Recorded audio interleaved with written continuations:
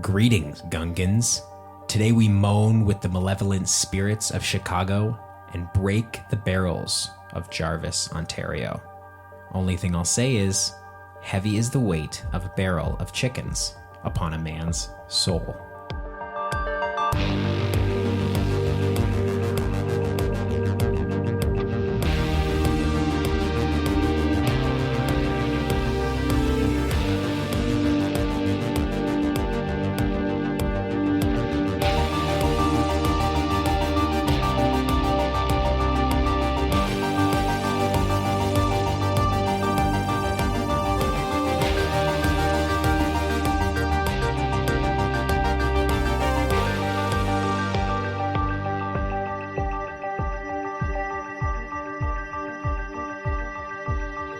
Christmas tree, oh Christmas tree.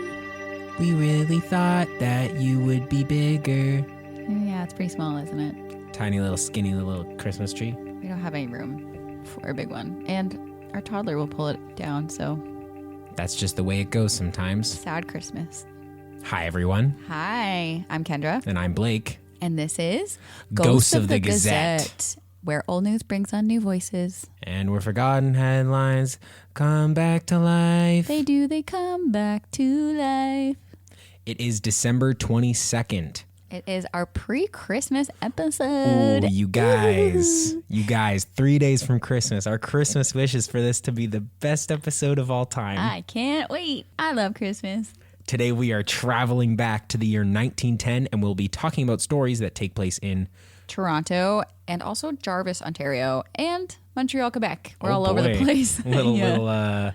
Little sprinkling of Canadianness. Yes, I am happy to be back in Canada. So happy to be here. Well, I'm going to remain stateside, and we're going to be back in Chicago. What can I say? I love Chicago. You love Chicago. The windy city. The cheesy city. The cheesy city. And we also have some exquisite extras for you today. I realize mine is not Christmas themed, though. Are yours? Mine are not awesome. Christmas themed. This is a great Christmas episode so far. Oh, Christmas episode. Oh, Christmas episode. We are not doing you justice. Sorry. Also, side note, do not forget to rate, review, and subscribe wherever you are listening today. Please. Pretty please. It will make our Christmases that much better. I'm going to start us off today. I'm going first. Do it. I dare you. I'm going to do it. Please start. I found today's headline in the Tri-State Alliance, a paper based out of Ohio. Ohio. Never really. It does look like Ohio. Yeah. If I didn't know it was Ohio, I would say Ohio. Once again, I'm going to withhold the headline, but I'm proud to say that I found my haunted house story. Oh, congrats. You've been looking for a ghost story. Every time we travel back to another year, I always search up the keywords like haunted, ghost, witches, like that sort of stuff to see if I can find a story that has something to do with the other world, the realm beyond, the supernatural. So fun. But I'm glad you found it this time. Congrats. Our story today takes place in the Atkinson Homestead on the outskirts of Hyde Park, a Chicago suburb. In the late 1800s, Hyde Park was known as the Millionaire Colony. It was a fancy neighborhood, and the Atkinson Homestead was the pride of Hyde Park. It was described as the most stately mansion in the district, with a large portion of what is now Washington Park, Chicago's third largest park, was the orchard of the grounds, and the garden as well had occupied like many city blocks. This was massive grounds and big with mansion. A bunch of mansions. Hyde Park was the district. Okay. One big mansion was the Atkinson Homestead. Okay. And that had like 100 acres. It had so much. It had so much. Cool. Land. I want to go there. It was a 3-story, beautiful brick house with a large tower. 12 rooms, not including pantries, it said. Oh, okay. Lots Not of pantries. including pantries, closets, and laundry. So 12 rooms. Okay. Not including laundry those things. too, back in the day. Complete with laundry machines. Oh. Which were just those crank handles. That's kind of what I meant. Yeah, laundry machines. Yeah. Yeah, that's basically cool. a bucket with water and like a crank to wring some stuff out. Technology. 40 years after its construction, elderly people in the neighborhood avoided this house, and children were said to have quickened their pace by walking by it. But how did we get here? What happened? Some of this is legend and some of this is fact, but the lines get really blurred in this story, and the truth probably lies somewhere in the middle. You're really setting this up really well. Thank you. You're welcome. It is my haunted house story. I'm so excited for you. The Atkinson Homestead was built in 1870 by John Atkinson. Funny how a homestead is named after the builder. Isn't that usual? Yeah, no, it's pretty usual. Oh, It's okay. not crazy. No. Okay. He was a pioneer stone contractor. Looks like he owned his own business, did pretty well for himself to be able to afford such a massive area. Yeah. Big land. Yes. Yeah. 2 years after the construction, Atkinson actually sold the home to creditors, and I found the actual posting in the Chicago Tribune saying they were auctioning off the residence. Okay. So from what I can kind of tell, this might have had to do with like a loan expiring or something. So where they only had to, 2 years after he built it. Yeah, he only had the house for 2 years. Dang. And Sucks. 1 year later was the Great Chicago Fire. So 1871 was when the Great Chicago Fire happened. Oh. And that fire killed about 300 people and destroyed 17,400 buildings. Oh my goodness. It was massive. It left Big oof. like 100,000 people homeless in the city. Horrible. It was a really tough time for Chicago in that time. But something I did find, which is really interesting, like looking into it, was how fast Chicago rebuilt. It was like 10 years later. Good. Yeah. 10 years. And they rebuilt like Everything. crazy. Everything. Good for like, them. And better. It was insane. Like actually like That's delving into impressive. that part Yeah. of stuff. From here, the house went to a family by the name of Brady. I couldn't really find any details on them at all. Not a lot to go on. The Brady family owned the house for about 3 or 4 years. After that, it switched hands to someone else. Dun dun dun. Dun, dun, dun. The details are a little hazy. There wasn't a great source that I could find for a direct transfer of the property, but it was transferred to like a corporation that opened it up for room and board. Okay. Kind of like a hostel. It was during these years that tons of people went in and out without any problems. Okay. B&B. Yes, minus the air. I guess a classic B&B. B&Bs came before Airbnb, right? Yes. Yes. I was so confused when you said air. I was Minus like, the oh, right. air. Enter Myrtle Read, 18, described as a fairly handsome girl. She had come from a small town outside of Detroit, Michigan, presumably to make a new life in Chicago. I will note that some of her housemates said that her actual name was not Myrtle, but she Oh. didn't tell anyone her real name. Sketchy. Isn't that really interesting? She's 18-year-old, but I kind of maybe get it. You're starting your life over. You're like, call me Myrtle. I guess so. Call me Myrtle Read. Myrtle's the one you landed on. Yeah. Nothing against Myrtles. I know Myrtles, but I don't know any Myrtles. Myrtle's a weird name now. So allegedly, shortly after moving into the Atkinson homestead, Myrtle was reported missing. The police were alerted and began to gather information. She was last seen coming down the stairs of the home with a man whom she was seen often in the neighborhood. he did it. He did it. The end. It's the guy. So yes, she was seen in the neighborhood very frequently with a guy. Okay. And that's the last time she was seen, was leaving the house. Classic. 3 days after the investigation started, it was said that the searchers found a body in the upper rooms of the house. Apparently, there was a bullet hole through her heart. 3 days for them to find her in the to house. locate her in an upper room of the house. Yeah. Interesting. Okay. Weird, right? Yeah, that's kind of weird. And sad. Wow. She was just like shot. just Apparently, left a for bullet 3 through the days. heart. Yeah. Damn. She was identified by her housemates as Myrtle Read. But remember, this was not her real name. I do remember that. Thank you for remembering that. Despite best efforts, no family came forward to claim the body, and as a result, the body was allegedly buried in a nameless grave in Pottersfield. Pottersfield. Pottersfield. Potter. Pottersfield. Pottersfield was actually not a place. It was like a term. It's where the disenfranchised and unidentified bodies would get buried. Okay. That's So a fun there's fact. a lot of like mass graves, mass unmarked graves in Chicago in like 3 separate areas that are all coined Potter's Pottersfield. Fields. Okay. Yeah, there's a few of them. Police tried to find the man that Myrtle was last seen with, but they were unable to. After this horrible event, police actually closed down the home, and it stood empty for many years. During this period is when the stories started. Interesting. I wonder why it took them, like, it just scared everyone out of the house. Yes, I probably gave everyone the heebie-jeebies. heebie-jeebies. But it's interesting that police, like that part of the story didn't really make any sense to me. I couldn't find any Yeah. backup. Is like the police closed down the house. Can police just close down a house? A hotel? The Airbnb. They closed down the Airbnb. What, did I get on the app? Did I get on the app to close down the Airbnb? There was no apps back then, Bubba. You're so right.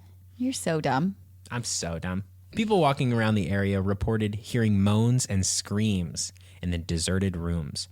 They saw the shape of a woman in the windows, and it was also reported that a strange green light shone and flickered from the house. So, side note, her name is Myrtle. Myrtle's starting to moan. Yes. Myrtle's starting to moan. Myrtle is starting to moan. Go on. Potter. Police investigated these claims, but always found the house empty and deserted. These tales became so frequent that the house started to gain a reputation in the city at large, and as such, it became very difficult to sell or find more tenants for the corporation that owned it. It's crazy to me that this house went up and then it was barely used on like a huge plot of land. Yeah. And they just, Yeah, so it's empty. insane. It's insane. So That's yeah, crazy. it was only used especially for when like everyone was displaced from the fire and stuff, that they didn't have more people staying in it. I don't know. Isn't that, it's really crazy. Maybe she was truly haunting and people were actually scared. I'll get to some more. Enter John Schinkel, girl dad, presumably married. I could not find any other records of John Schinkel. I like how you even mentioned the married part. Presumably married. Because it's a huge plot point. Is it? Not really, but or you know, we could picture John Schinkel as single girl dad, just trying to get by. Schinkel the single? Schinkel the single girl dad. There you go. Not 2 weeks after moving into the home, John's daughter passed away of the scarlet fever. Oh, sad. This tragedy started the legend that ill fortune would come to anyone who occupied the home. Shaken by grief, John Schinkel moved out of the home. Yeah, sad. Yeah. Just him and his daughter. 2 weeks. Oh, that's so 2 sad. weeks. Sorry, John. After this, many tenants tried to live in the Atkinson Homestead. However, none could stay longer than a few weeks, and some only a night or two. Interesting. They reported hearing screams coming from the same room where police had allegedly discovered Myrtle's body. It was also said that every night, at exactly the same time, 10 p.m., a girl would appear in front of them, weeping, wringing her hands, and begging for mercy. That's so creepy. It's so creepy. And also, I love it, but bet like, she was moaning. yeah, it sounds like she was, poor girl, but Yeah. also kind of cool. Kind of cool, terrifying. Like, this is multiple Very scary. people were saying that they saw this stuff. Oh, man. One specific resident said that they went as far to try and stroke the forehead of the girl's ghost and tried to like comfort her. Oh, and poor thing. when they would reach out to her, she would disappear. Cool. So creepy, so cool. So cool. I love my haunted house story. I like it so far, too. One of my favorite details is that real estate agents of the building tried to convince the tenants that they were just letting their imaginations run wild. They were like, nothing like that ever happened here. It's all old wives' tales. It's all old wives' tales. Y'all are being silly goose. One agent even offered to sleep alone in the room in question to make everyone feel better. Nothing happened when they did that, and it didn't really go anywhere. Didn't really go anywhere. It didn't help their case. They just ended up sleeping the night in, I guess, a haunted room. They're like, look, guys, it's not haunted. Hey, you can stay here. I'm gonna. If it makes all you guys feel better, I'll go sleep in the scary room. And they close the door and just like, no, it's good. We're good here. We're fine. We're fine. We're fine. We're fine. There's an excellent illustration I found in the paper of all the different tenants standing outside the haunted house looking up at a hooded figure, like, and it's like death looming over the house. It's like this shadow. Ugh. It's a great illustration. We'll put it up on our Instagram. That's so funny. It's really cool. The last attempt to make the home profitable came in May of 1893 when Chicago hosted the famous World's Fair. At this time, it was called the World's Columbian Exposition. Side note, I did not know this, but Chicago's popular mayor, Carter Harrison II, was assassinated 2 days before the end of the fair. Isn't that 2 crazy? days before. Oh, that is crazy. Yeah. Oh. Yeah. It was like about to do the closing ceremony type stuff, and he got assassinated. Oh, brutal. Isn't that insane? That sucks. And also, this is the same time that H.H. Holmes, one of America's first documented serial killers, was operating his murder house. Yes. Yeah. Oh, I love the murder house story. The murder house story is pretty crazy. That's crazy a cool story. one. Yeah. There's a lot of great podcasts about it. Go look it up. Yeah. We're not going to do it on this podcast. But go find it because it's a crazy story. Anyway, they wanted to make this place profitable again. It was a massive home and like had a really great location with access to downtown Chicago. Yeah, it sounds like it. They repaired it again and fitted it out as a hostel. Even though it had been repaired and cleaned up, the stories did not stop. I found a quote from a man who ran the place during this time. His name was James Burke, and he was talking about an incident he had with a porter. Okay. This is a quote from him. I remember one man from the country. He was scared plumb out of his wits. One of the porters told the man a story after he had taken him up a pitcher of ice water. The porter used his imagination, making it appear that men and women had been murdered in almost every room of the house, and that spooks held a nightly parade and carnival there. Isn't that so funny? Held a nightly parade and carnival there. That sounds like fun. It does kind of sound like a little the spooks are out spook spooking. parade, yeah. That old man didn't wait to look where the door of his room was. He went right through the window, sash and all, and probably would have found himself dead on the ground if he had not been on the first floor. Thank goodness. Nothing would induce him to go back into the hotel. He paid his bill on the outside and had the porter bring out his clothing and bags. If that's true, that's crazy. Yeah, just got so scared. But also, he didn't see the ghost. That guy just got scared by the porter's story, and he jumped out the window. He just couldn't stand to be inside there anymore. He was like a little scaredy baby cat.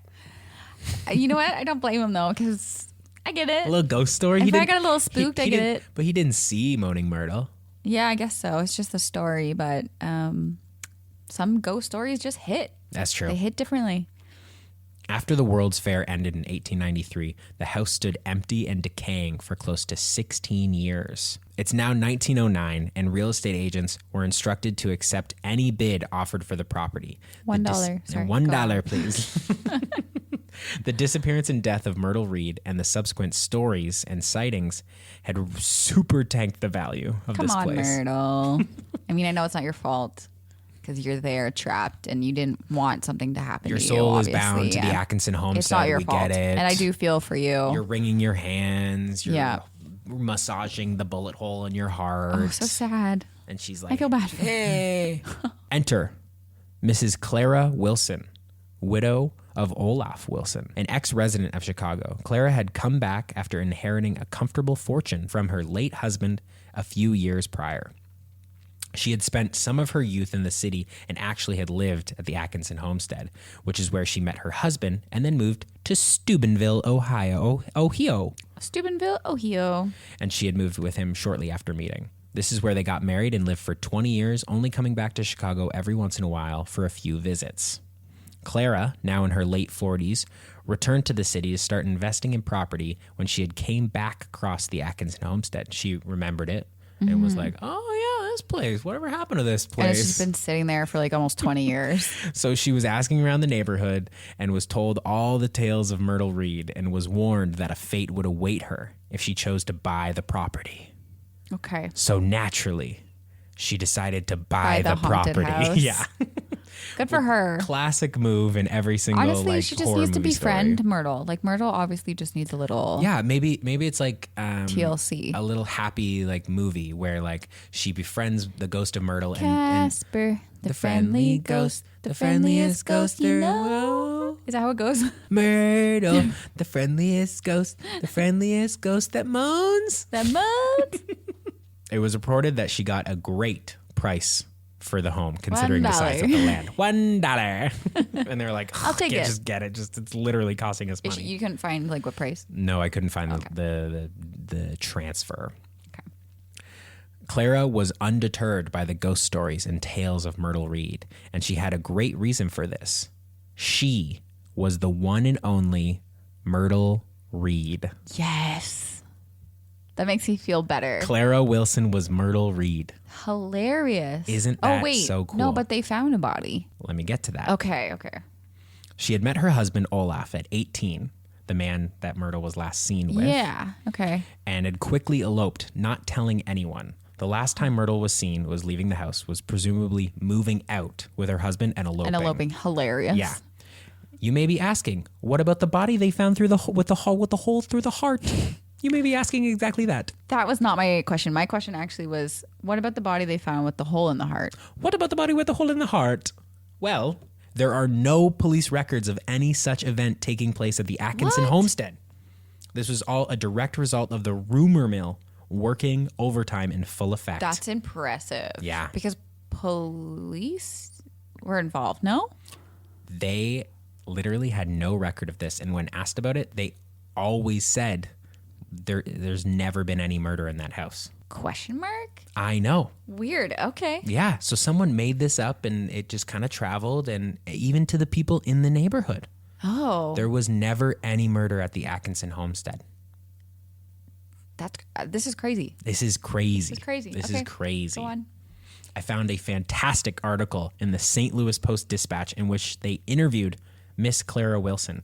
It even has her photo. I'll read a quote from Clara now.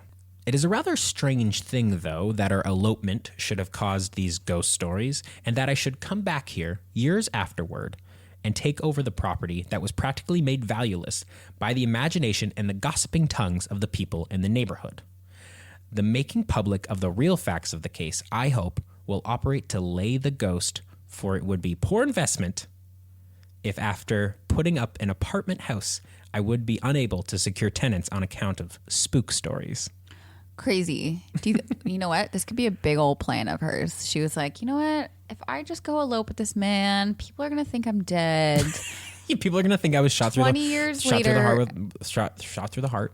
20 years later, I'm going to be able to get this property all to myself dirt for cheap. $1. $1 American US dollar. Her. Playing the long game. Yeah. Tank the value of this property, buy it for $1, and raise it back up after I come back from the dead. Like, get it, Clara. Jesus. Get it, girl. People around the neighborhood were shocked at this turn of events, obviously. Yeah, because they've probably been living for so long being like, that place is haunted. Years and years. They accepted the explanation, but, quote, expressed fear that it will take many years to eradicate the evil sown in the minds of the superstitious. Hilarious. Isn't that a sick quote? That's hilarious. The evil sown in the minds of the superstitious. I'm getting that tattooed on me. And this brings us up to December 22nd, 1910, the article that I had seen in the Tri-State Alliance. The headline that originally caught my eye was, Ray's Ghost House.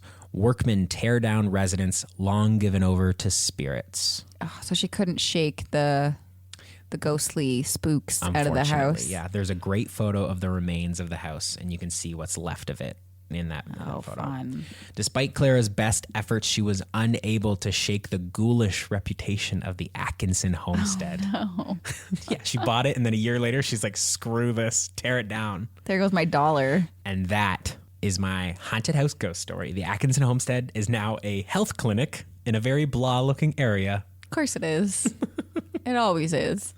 That's wild. Isn't that a fun little story? Fun story. Fun little twist at the end. That's wild. With Myrtle Read. So no woman wringing out her hands in agony. No, people are just scared. We can just pretend. We can pretend. But you know what? Maybe someone else did get murdered in that house.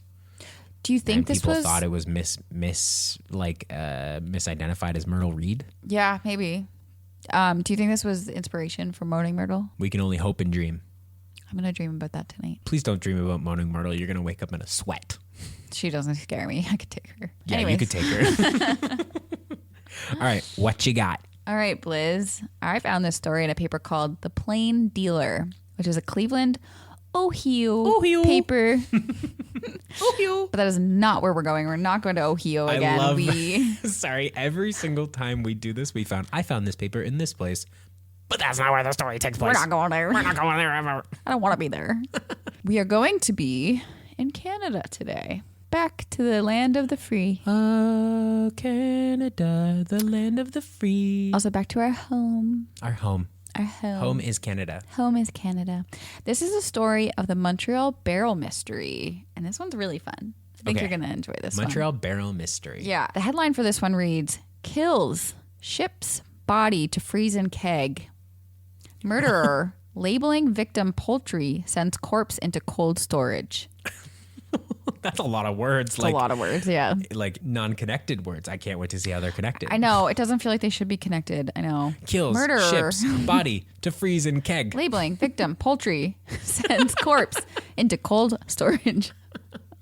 It's Feels descriptive. like a It lot paints of- a picture for sure. Okay, so we start off in Montreal at a company called Canada Cold Storage, which is a giant chilled warehouse at 53 William Street in Montreal, which is in Griffintown, which is, side note, we used to live there. Shout out my Montreal peeps. Yeah. That's like, I feel like Love that's just Griffintown. down the street from us pretty well. It was, yep. I'll show you a map later, but it was really, really, really close to us. Love that. It's pretty fun. It's the morning of December 21st, mere days before Christmas, just like today. Just like today. Excitement. But no, there's no excitement here because the clerks at the warehouse for the Grand Trunk Railway are preparing to clear out overdue shipments. It's the holidays, so they got to get all these shipments out and, Gotta they're probably do it. scrambling The and pulling Christmas their hair rush. out. Yeah. One of these shipments is a single wooden barrel labeled poultry. It is addressed to J. Janitor, Bishop's College, Montreal. And this is odd because Bishop's College, where it was addressed to, Yeah. basically had closed down 5 years prior. So they looked at it again and they were like, oh, I mean, A, no one's come to pick up this barrel. Yeah. B, this place hasn't been around for 5 years. So why is this poultry going there? So maybe like, is this something that was shipped 5 years ago, just showed up? Like, that's probably what they're thinking. They're like, this is weird. Yeah, so the barrel at this point has been sitting there in cold storage for weeks. They finally go through and find the bill of lading, I think it is. Okay. Anyways, they make the decision, instead of wasting the poultry, why not just sell it before it all goes bad? Might as well. Might Someone as shipped well. us poultry. We might as well crack it You open gotta and eat sell it. it. It's Christmas. Eat Chickens, the poultry. turkeys, quails. Don't let it go to waste. They decide to get a clerk to break it open just to check kind of the quality of the meat. A man named Morant goes upstairs to the cold storage room and he knocks the lid off the barrel.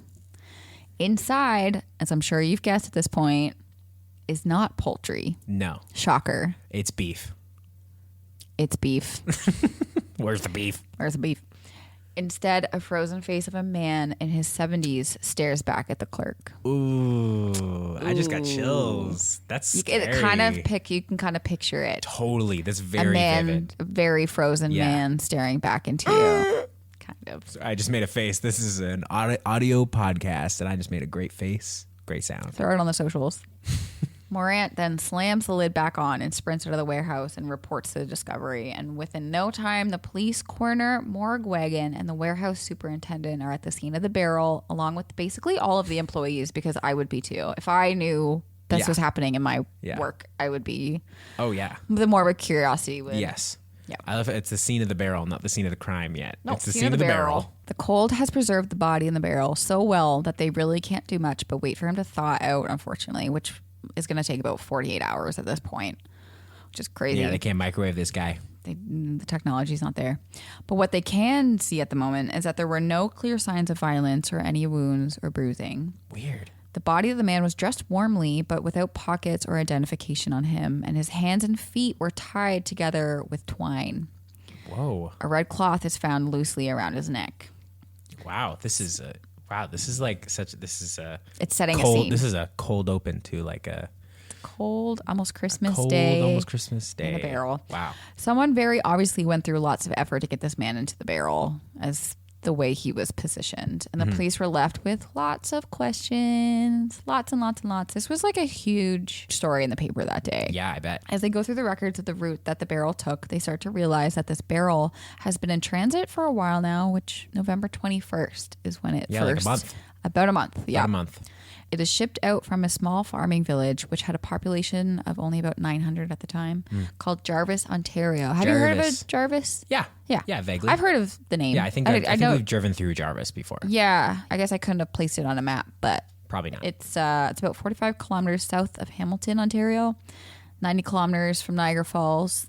Yeah, we've definitely driven through Jarvis before. Yeah. The barrel's first destination was actually to Toronto and marked to J. Bousfield, St. Lawrence Market, Toronto. Wow. Yeah. For those non-Torontarians, St. Lawrence Market is a city landmark downtown that has been around for more than 2 centuries. And there's lots of delicious food. We really like the St. Lawrence peanut Market. sandwiches Oh my gosh, the and best. delicious stuff. However, before the barrel makes it to this J. Bousfield at St. Lawrence Market, a man appeared at the Grand Trunk office in Toronto giving the name McSorley McSorley. with the original shipping document and changing the final shipping address. He signs the paperwork, pays the shipping, and redirects the barrel to a friend in Montreal. Presumably the friend that lives at the place that had not exist for 5 years. Basically, yeah. So the barrel got shipped from Jarvis. McSorley shows up, picks up the barrel, says, no, I want to instead send it to Montreal. Redirects it. Okay. November 28th comes around, so about a week later, and the barrel arrives in Montreal, and notices are sent out, but no one claims it, of course. And by December 3rd, the barrel is sent to cold storage because I think someone was like, ooh, this is poultry. Gross. So it's been It needs to go. It's been sent. I mean, it's cold outside. Maybe it's cold outside, but maybe they're like, oh, it needs to be extra cold. Yeah, because it's poultry. But still, like, it was mailed. If this is poultry, it was mailed out November 21st first. Yes, and then it didn't make its way into freezing until December 3rd. Well, I'm hoping the train it was on was cold. I don't know. I'm assuming the trains are cold. Sometimes trains are cold. Trains can be cold. I've been on cold trains before. Yeah, it's not fun when trains are cold. You need a blanket. You need a blanket on trains that are cold. The Polar Express. Which brings us back to December 21st, the day that they made the gruesome discovery, and a full month after it was first shipped off. So, of course, who is this guy? Who this boy? Who this man? Who this Mr. McSorley? We need a name to the body. Who to Mr. McSorley and who to Mr. Mousefield? Bousefield. Yeah. Mr. Mousefield's a very cute name. And who Mousefield is really cute. Mouse sending barrels of poultry. Aww. Little mouse with a suit and a monocle. Little mouse that could. Aw, little Mousefield. Monty Mousefield is his name. Monty Mousefield of the St. Lawrence Mousefields. You should write a short about that. Done. Police reach out to the town of Jarvis to see if there's like an elderly man there that's missing. What did they find? No elderly man there that's missing. And they do confirm that McSorley and Bousefield are known farmers in the area, but McSorley is nowhere to be found at the moment. Interesting. Yep. Police do take Mr. Bousefield, though, whose name was on the original shipment, St. Lawrence Market, into custody to question him. He insisted that he never ordered poultry from McSorley, although he knew him from back home in Jarvis. Yeah. However, he did say that McSorley had written him a letter and asked him if he could use any poultry or put him in touch with anybody that could. This is so weird because like they're talking about poultry, but talking there was about a lot of definitely poultry. a body in that in that keg. Yeah. He then had met McSorley in the doorway of a King Street restaurant where McSorley told him that he had a barrel of poultry but was not sure where to ship it. The police now have three. Oh, I just got all these chickens. I have all this poultry. What do I do? Mr. Bousefield, sell it for me.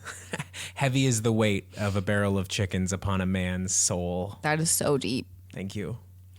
The police now have three theories. Either it was murder disguised as a medical or food shipment. It was a misguided attempt to donate a body for dissection to the Montreal Medical College. Or the barrel was switched in transit in either Toronto or Montreal. If I'm the killer, what are you guessing? I'm saying it's the one where I tried to send it to the college. They asked for the body. They asked for poultry. I had all this poultry, and they needed this body, and poultry body. But on December 22nd, only a day later, a headline reads, "Body stolen from grave." Okay. John McSorley, who shipped the barrel from Jarvis, was arrested late last night and believed to have been, the paper says irresponsible, but... Well, he was. I guess he was irresponsible. But I'm going to say responsible.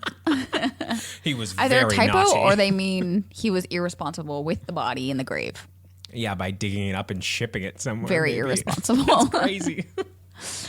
Okay, but with that, we have a name to the body. Okay, who is it? All right. He is identified as Matthew Johnson, who was a longtime janitor of the local Jarvis Presbyterian Church. He passed away at the age of 73 of heart disease on November 17th and was buried the next day in the cemetery of that same church on November 18th. 3 days later. 3 days later, this poor man was shipped out. Oh my goodness. He left behind 2 sons and 2 daughters who were, of course, shook to their bones of the whole ordeal. You think your dad's still in the ground? You just put this guy to rest. Now my dad's in Montreal in a barrel? That's crazy. Can you imagine that telegram or wire or whatever I gotta go get my dad's body from where? I just put it down. That's insane. It's insane. Well, okay, so what's McSorley's deal? So back to McSorley. He was about 60 years of age, born and raised in the Jarvis area, and had remained there his whole life, along with his 10, 12 brothers and sisters. He was described as a tall, thin man with a sandy mustache and an and an unnaturally thick neck, a large nose, and a noticeable figure generally. What does that mean? A noticeable figure? Generally. Big He's guy? thin. No, he said he's a thin man. I don't know. Thin guy with a thick neck? Was he Unnaturally. SpongeBob SquarePants? He said unnaturally. Unnaturally. Unnaturally is crazy. Wow. His father was a cattle dealer and farmer who had 1,000 acres of land, so they were doing pretty good. They got all these kids' Yeah, they were mouths to eating feed. well, but They it were all eating went well. to the neck. Unnatural. Unnatural. It's pretty brutal. They are pretty, when describing people in these newspapers, they can be pretty brutal. Yeah, they can be like, well, she was hideous to look at, but Basically. somehow charmed her way into being married to a millionaire. Crazy. Like, it's insane. He was known by locals as Doc McSorley, as he had studied medicine decades prior at Bishop's College Interesting. in Montreal back in 1874, and as well as a school in Philadelphia, but never graduated with his degree nor practiced medicine. After dropping out of college, he had been dealing in cattle and poultry, both selling and buying on a somewhat smallish scale. So he's like, a lot of stuff is happening earlier in this guy's life. He's a medical student. Yep. He's dealing with poultry, presumably shipping poultry in barrels, presumably cutting up a body, and he's All got of his the wires above. crossed. He's getting his wires crossed. He This is doesn't, crazy. yeah. After his father died, him and his brother had been tending to his father's farmland and running their business there, which, hence poultry. Wow. McSorley knew Bousfield, as we already said, but they were boys together and sort of neighbors as they grew up. Mm-hmm. So it wasn't unusual that he would send the shipment to Bousfield, as he's done so before. Yeah. Very normal. However, the police had him in custody now to get the picture of the whole situation. Jarvis residents had known that McSorley was not doing so hot, to put it blankly, Oh. and had been of unsound mind for a long time. This is because he had an accident some years prior. Wow. After falling from a train and being found hours later. Whoa. Oh, that's really sad. Yeah, it is sad.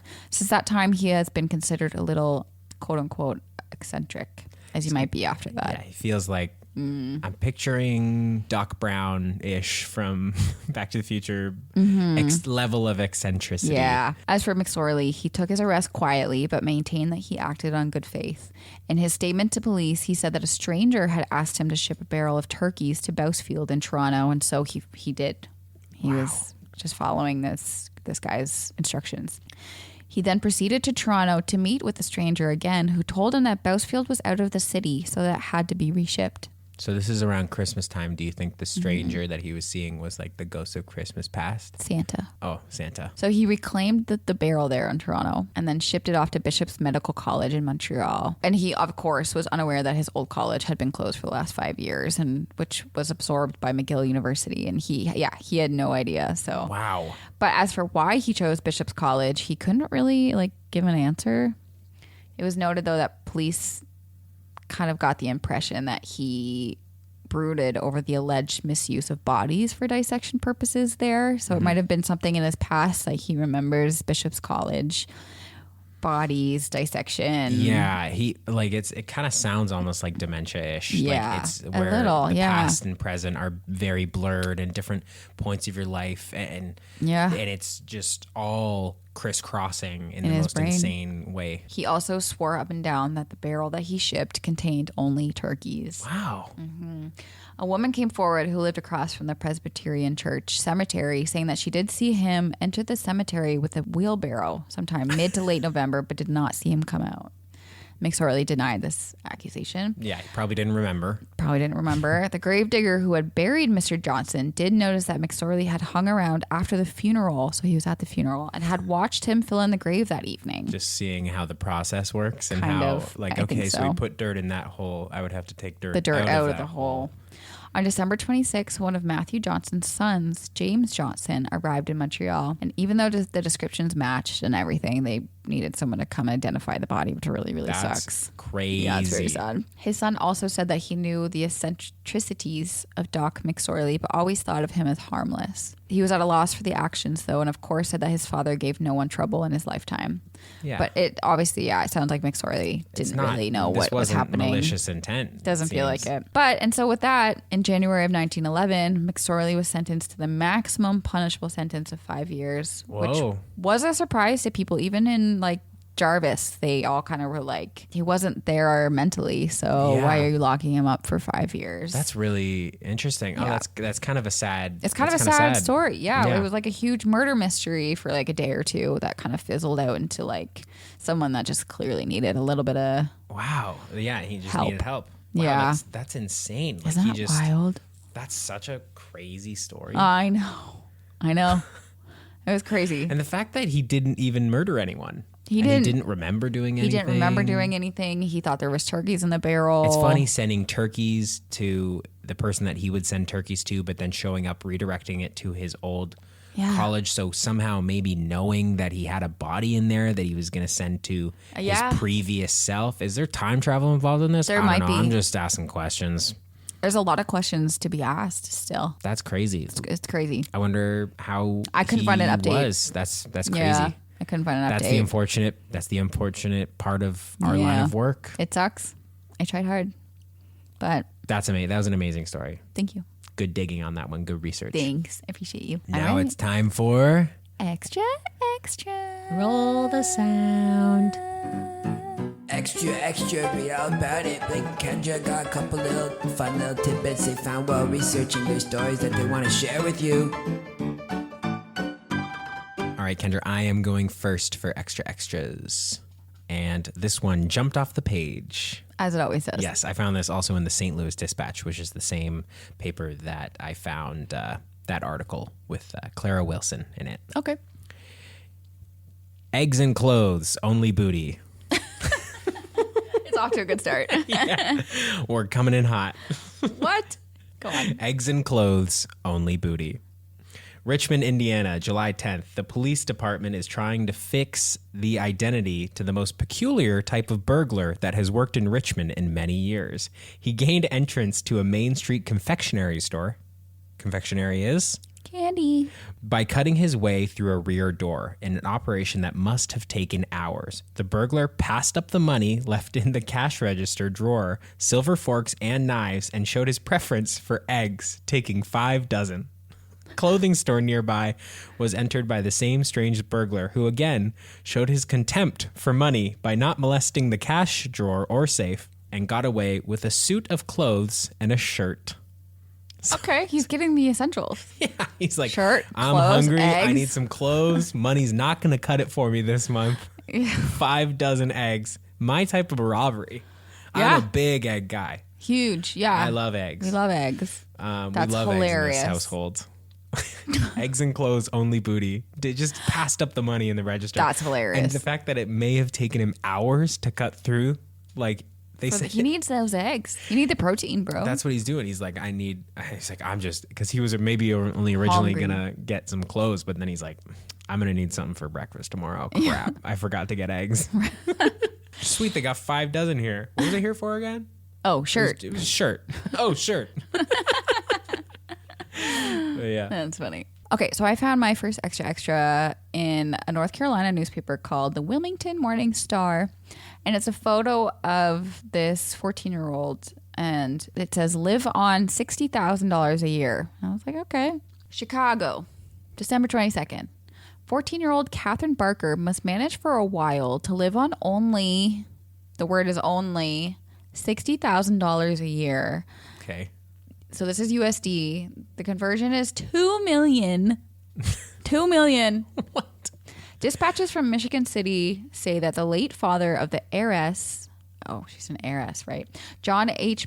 Barker stipulated in the trust deed conveying virtually his entire estate to the First Trust and Savings Bank of the city that his daughter have $60,000 a year to maintain the 2 residences and the farm and $10,000 a year for her personal expenses and education. Wow. But $60,000 is $2 million, which I'm sure, like, how is she going to live on $2 million a year? I'm sure she's not going to make it. Like, I'm not even sure. That's tricky not because, like, enough. I mean, if you add up, like, insurance, eggs, shirts, the amount of eggs that you're going to go through, shirts, that's tough. That's tough. And only $10,000 a year How much for is her that? own personal expenses. That's like $350,000 today. Nice little $350K for personal expenses. Oh no, But she's Catherine. eggs were expensive back then. Eggs were People had to steal expensive. eggs. Isn't that wild though? There's a really That's funny crazy. photo of her in the paper too, which screams rob her. Now we're not endorsing robbery. Don't rob, of course, don't rob, but rob her? Question But mark. rob her? Question mark. Like I don't She know looks why like a they. easy mark. I don't know why they posted photos and That's actually these crazy type of things to post a photo of her be like, and this girl's getting this girl's getting so much money every year, Wow, a year each year. insane. Yeah, insane. Anyways, I thought that was really funny. So my next one is drunkards cured in 24 hours. This is an advertisement. Ooh, the magic potion. Okay. Any lady can cure the most violent drunkard secretly at home. What? I know. To prove it, a free child package is sent sealed to all who write. Let no woman despair. The sure, quick, permanent cure for drunkenness has been found. What is it? Golden Remedy. It has no odor. It has no taste. Just a little is put in the drunkard's cup of coffee Is it or just tea water? or in his food. He will never notice it. He will be cured before he realizes it. He will never know why he abandoned the taste for liquor. And there's a photo of a man in a chair, and his wife is like draped over him, giving him a hug, like, "Oh, I love you," and the caption says, "Happy once more," and Golden Remedy did it. Just because he sobered up and now she's like, oh, thank goodness. The advertisement You're back with me. goes on. His desire for drink disappears. Absolutely. He will even abhor the very sight and smell of whiskey. The vigor he has wasted away by drink will be restored to him, and his health and strength and cheerfulness will return to brighten your home. Golden Remedy has cured some of the most violent Oh my goodness. cases in a day's time. This fact is proven by many ladies who have tried it. And then here we go. We're going to have some quotes from some ladies that have, I guess, Given their drugged their husbands Yeah, I to was get gonna them say, to this is- not like Anyways, alcohol yeah. anymore. Yeah. My husband took 2 doses of your medicine about 5 months ago and has not taken a drink or had any desire for liquor since then. Our home is so different now. Jeez. What? I'm so confused. Saved your loved ones from premature death and the terrible consequence of your drink curse, and save yourself from poverty and misery. What is happening? It What is in costs this? absolutely nothing to try. Send your name and address to Dr. J.W. Haynes, and it gives his address in Cincinnati, Ohio. And he will at once send you a free package of the marvelous Golden Remedy in a plain sealed wrapper. He will also send you to the strongest conclusive proof of what a blessing it has been to thousands of families. Send for free child package of Golden Remedy today. If I am, and that's the end. Whoa. If I am a serial killer, I am putting an ad in the paper saying, hey, give this powder to your husbands. They'll be better. And then just kill everyone. You think that's what's happening crazy. here? That's- That's insane. Isn't that And crazy? it doesn't even give like what it's made out of or what it is. No. It just is Golden Remedy. And then, That's so sketch. And their sources, trust me, bro. That's crazy. Yeah. These are some good So- extras today. Yeah, they're pretty good. My next extra says borrowing shoes legal.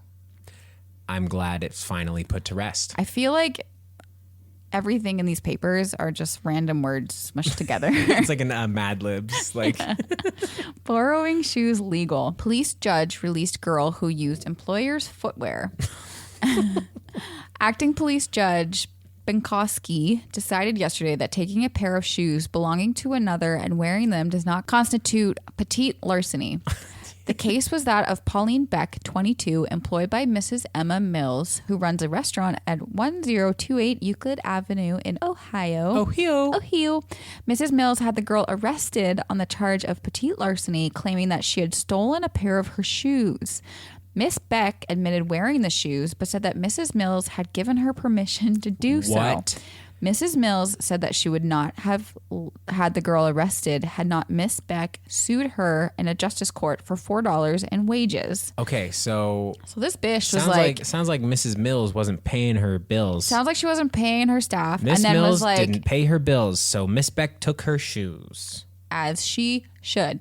If Miss Mills had paid her bills, then Miss Beck wouldn't have taken her shoes. No, she wouldn't have. Her heels. Her heels. This girl was like, oh, you want your wages? Oh, you're going to take me to court? Oh, do you want to borrow my shoes? Yeah, sure, you can borrow my shoes. She stole my shoes. She stole my shoes. Larceny. She stole my shoes. Petite larceny. That girl did petite larceny on my shoes. That's crazy. What a horrible employer. I know. Right under that, it says man roasts to death in oven. Oh, no. Oh, no. Anyway, we can... These are sad times, guys. Okay. That's insane. And also just right under my drunkard's cure is deafness cured by new discovery. I saw guys, that, these actually, are some yes. insane headlines in these 1910 shenanigans newspapers. That is our final 2025 episode. Thank you guys for coming along on this 2025 journey with us. We will see you in the new year. In 2026. 2026. Wow. Come with Can us you there. believe that we've already made Be it to with us. 2026? I know. It's Be with insane. us. Be with us.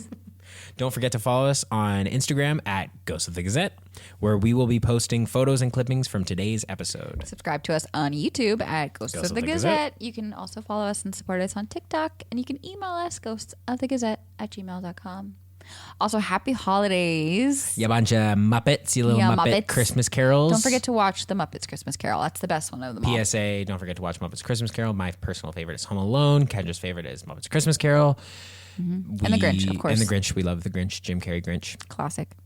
We will be back on January 12th. Yeah, mark your calendars. We're coming back with some crazy post-Christmas stories because we know they're going to be crazy. Yeah, we're probably going to be dealing with stories from New Year's Eve, and people are insane on New Year's Eve. You thought Halloween was crazy. Yeah, people go that's crazy. true. New Year's Eve is crazy too. Yeah, it's going to be a lot of fun shenanigans. So, yeah, Merry Christmas, everybody. Thank you for stepping back in time with us. And thank you for listening. Until next year.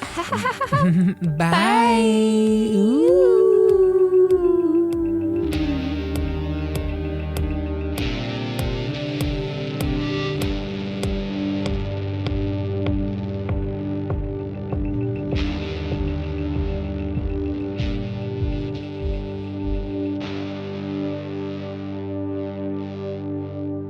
Ghost of the Gazette is written, produced, and haunted by Blake Garbe and Kendra Clark.